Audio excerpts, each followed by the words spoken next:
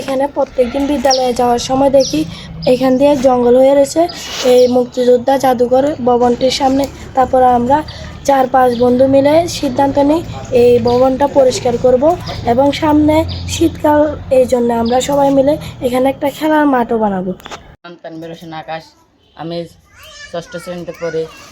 আমরা বিদ্যালয়ে যাইতে সময় দেখি এখানে গাছগাছালা হয়ে রয়েছে। আমরা 4-5 জন বন্ধু মিলে এখানে সিদ্ধান্ত নিয়েছিলাম যে পাঞ্চুর মুক্তিযোদ্ধা জাদুঘরের সামনে গাছ রয়েছে, সবাই মিলে এটা সাফ করবো। আমার নাম মোহাম্মদ রবিউল হাসান। আমি পাঞ্চল ইসলামিয়া সিনিয়র আলিম মাদ্রাসাতে পড়ি, 8ম শ্রেণীতে পড়ি। তো মাদ্রাসায় যাওয়ার পথে এই ভবনটির সামনে কাজটা হয়ে দেখতে খারাপ দেখা যায়। তো আমরা কয়েকজন বন্ধু মিলে ডিসিশন নিতে এটা সাফ করবো। তো সাফ করার ফলে ভবনটাও সুন্দর দেখা যাবে। আবার শীতকাল আসতেছে, এখানে ব্যাডমিন্টন খেলার মাঠও বানাবো। জাদুঘর, এই মুক্তিযোদ্ধা জাদুঘরটি একটি আমাদের মুক্তিযুদ্ধের ঐতিহ্য বহনকারী একটা প্রতিষ্ঠান। এই প্রতিষ্ঠানটির সামনে আসলে অযত্নে অবহেলায় এটি ঝাড় জঙ্গলে পরিণত হয়েছে। এমন একটি পরিবেশ তৈরি হয়েছে, এই পরিবেশের কারণে এখানে মশা মাছি হতে শুরু করে একদম একটা জঙ্গলের মতো অবস্থা হয়ে গেছে। বিভিন্ন সমস্যা এখানে দেখা যাচ্ছে।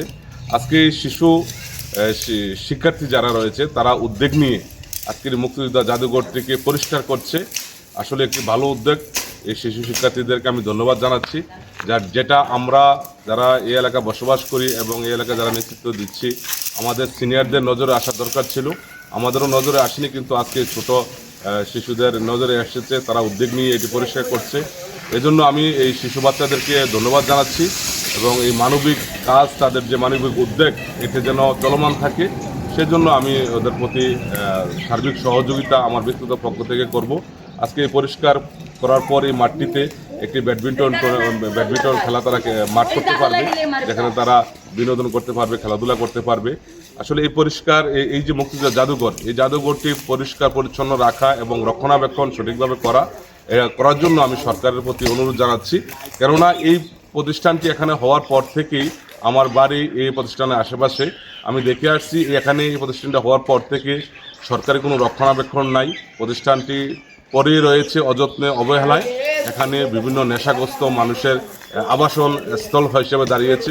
পিছনে এবং সামনে বিভিন্ন জায়গায় দেখছি বিভিন্ন বকাটে লোকদের আনাগোনা এবং চলাফেরা দেখছি। আমি সরকারের প্রতি অনুরোধ করব যেন এই প্রতিষ্ঠানটিকে সরকারিভাবে সঠিকভাবে রক্ষণাবেক্ষণ করা হয়, যাতে করে এই প্রতিষ্ঠানের একটা বাউন্ডারি ওয়াল হয় এবং এই প্রতিষ্ঠানে যেন সরকারি একটা কেয়ারটেকার দেওয়া হয়, যাতে রক্ষণাবেক্ষণ করতে পারে, মুক্তিযোদ্ধার স্মৃতিকে যেন এই পাঞ্চুরিবাসী আগলে রাখতে পারে, সেজন্য সরকারের প্রতি আমি অনুরোধ জানাচ্ছি। পাশাপাশি এই প্রতিষ্ঠানের সার্বিক সহযোগিতায় যারা এগিয়ে এসেছেন সকলকে আমি ধন্যবাদ জানাচ্ছি। ধন্যবাদ।